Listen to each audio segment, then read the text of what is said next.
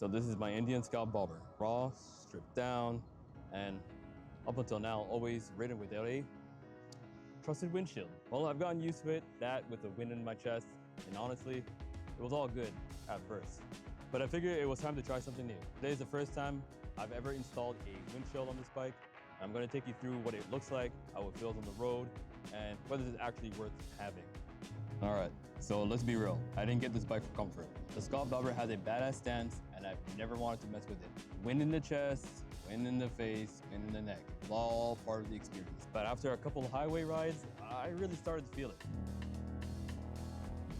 Especially on longer trips, that's when I really started looking into windshield while still having a clean look of the bike.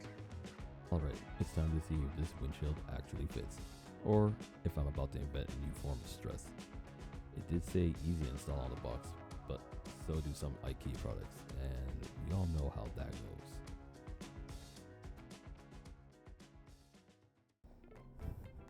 Okay, so I got my windshield here. I had to switch the lens on the Action 5 because it was too dark in here. Let's get this show on the road, see how it works. Just put this on the floor.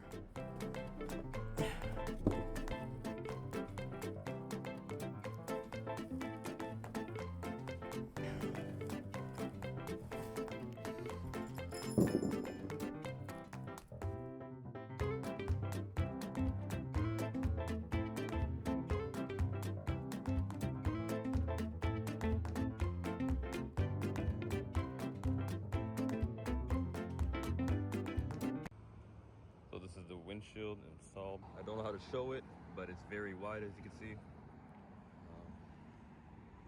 And it's also very tall. If I sort of step back, you can see how tall it really is. And at the same time, again, like if I go to the front, I'll block a little bit of the wind. So that's what I'm hoping on. I'll have to test it out and give it a try. But yeah, this is what it looks like. Am I a big fan of the design? Maybe it'll grow on me, but currently not really at this point. But maybe, we'll have to see. I was about to go for a ride and I actually stopped. I'm like, oh, wait a minute. Probably should show them how it looks like before I go for a ride. So, yeah, this is just me showing you guys. What do you guys think? Too wide? Ruins the design? Let me know.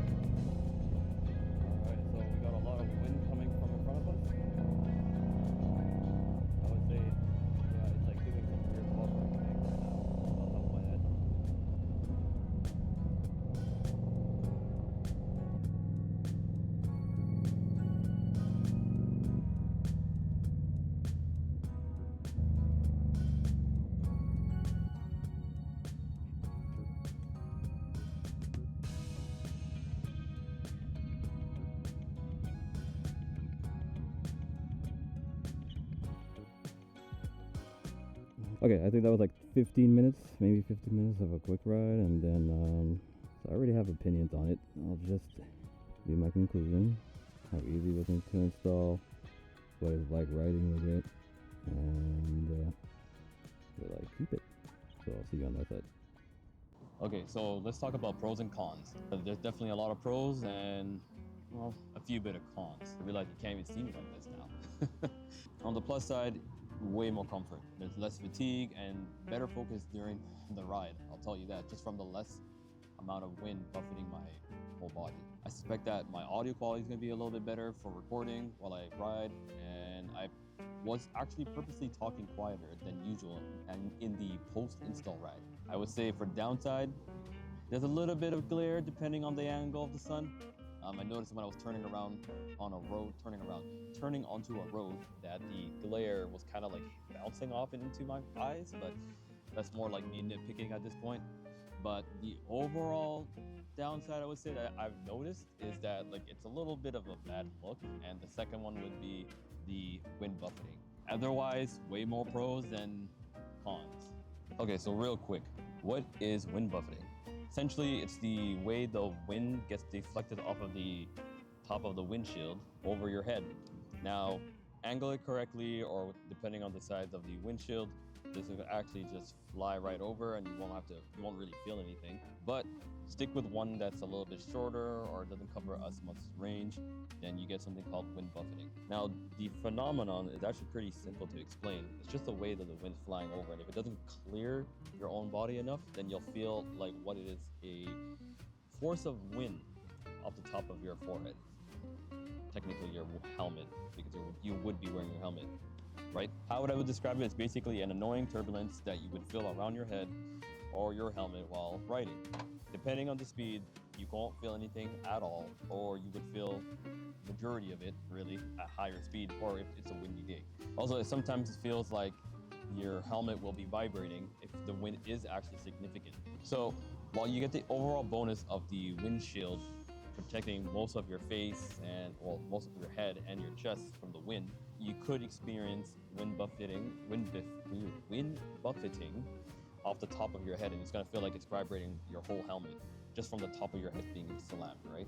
I started to notice that the wind buffeting was getting bad, or actually noticeable at all, around the 80 to 100 kilometer mark. Now, on windier days, this could be even less. It could be even in the 50 to 60. However, again, the one thing I would normally say to do is either you angle this more so it's on a slant, longer slant, or we can get some type of spoiler at the top of the windshield to actually clear the top of your head. Now, for me, I'm more on the shorter side of a man's height, and I would be able to clear it just from the body positioning. I can actually sit a little bit more back and it would most likely clear. However, if I was a taller rider and if I was sitting maybe, I don't know, somewhere up here, you would probably feel it no problem on the top of the forehead. But essentially that's basically it. That's wind buffeting in a sense. Okay, so I've been riding with it for about 20 to 30 minutes now. Do I have a verdict? And I think I do. Now, for longer rides and highway stretches, I think it's going to be beneficial, obviously, because it's going to make the ride more enjoyable, just with the lack of wind alone. For city rides, I might take it off here and there, just because I really love the clean bumper design. But this windshield really has technically earned its place on my bike for now. And the reason why I'm saying for now is that one con that I mentioned earlier, I don't like the way it looks. I really don't like the way it looks. It's bulbous. I don't know. It's bulbous. It just seems out of place, and it's just not as good when you have the clean bumper design, like I was mentioning earlier.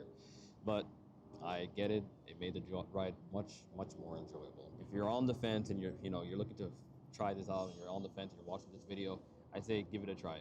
The surprise of just having no wind while you're riding around makes it that much better. And if you're in Toronto and you want to have a look in person, drop a comment below and let's meet up. Until then, I'll see you around.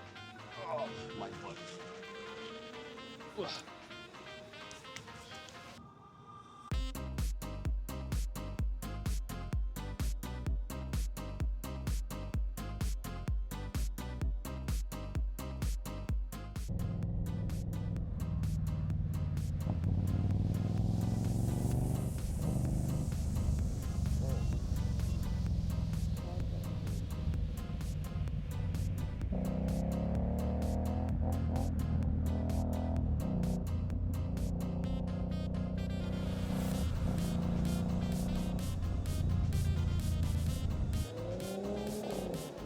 The skull bobber